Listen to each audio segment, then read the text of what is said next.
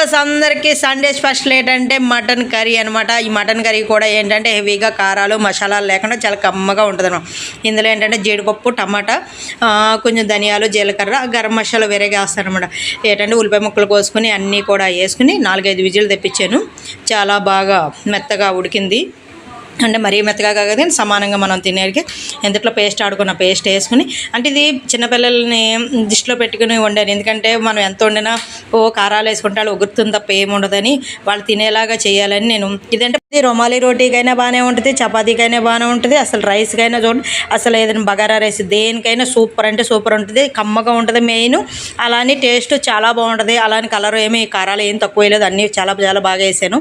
పిల్లలు మాత్రం ఎంజాయ్ చేస్తారని అనుకున్నాను. స్వామి కూడా కొంచెం కారాలు తక్కువ తింటారు కాబట్టి వాళ్ళకి నచ్చినట్టు చేయాలని ఇవాళ నిర్ణయించాను.